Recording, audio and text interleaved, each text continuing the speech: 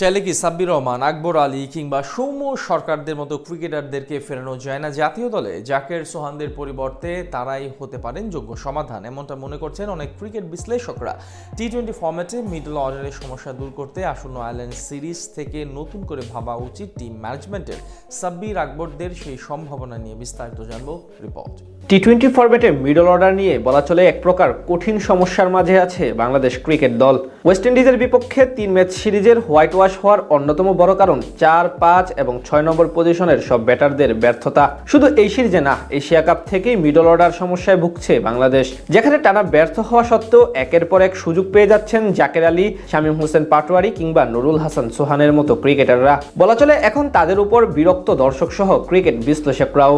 তাই অনেকে মত প্রকাশ করেছেন তাদের বাদ দিয়ে নতুন করে ভিন্নভাবে ভাবা উচিত বিসিবির, যেখানে আলোচনায় আছেন আকবর আলী, সাব্বির রহমানের মতো ক্রিকেটাররা। মিডল অর্ডার হলো একটি দলের অন্যতম গুরুত্বপূর্ণ স্তম্ভ।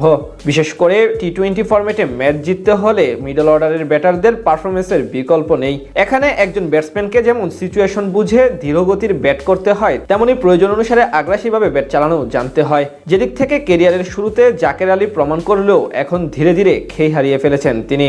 অন্যদিকে 4 বা 5 নম্বরের জন্য বরাবরই আদর্শ ক্রিকেটার সাব্বির রহমান। অপার সম্ভাবনা নিয়ে আগমন হওয়া এই ডানহাতি ব্যাটার কেরিয়ারের শুরুতে বেশ ভালো আলোড়ন সৃষ্টি করেছিলেন। তাছাড়া প্রতিভা বা সামর্থ্যের দিক থেকে তিনি সোহান ও জাকেরের তুলনায় বেশ আপগ্রেড। মাঝে টানা অফ ফর্ম কাটিয়ে এখন ধীরে ধীরে ছন্দে ফিরতে শুরু করেছেন সাব্বির। সর্বশেষ বিপিএলে অসাধারণ পারফরমেন্স করে নজর কেড়েছিলেন সকলের। এছাড়া গত এনসিএল টি-20 টুর্নামেন্টেও ভালো ব্যাট করেছিলেন তিনি। তাই অনেকে মনে করছেন জাকের, সোহান বা শামীমের জায়গায় সাব্বির রহমানকে একটা সুযোগ দেওয়া উচিত নির্বাচকদের। এছাড়া উইকেট কিপিং এর পাশাপাশি একজন বুদ্ধিমান ব্যাটারের চিন্তা করলে সেক্ষেত্রে যুব বিশ্বকাপ জয়ী অধিনায়ক আকবর আলীও সেরা অপশন হতে পারেন। বিশেষ করে ওডিআই ফরম্যাটে চাইলে তাকে বিবেচনায় আনতে পারে টিম ম্যানেজমেন্ট, কারণ সবশেষ ঘরোয়া টুর্নামেন্টগুলোতে বেশ ভালোই পারফরমেন্স করেছেন আকবর।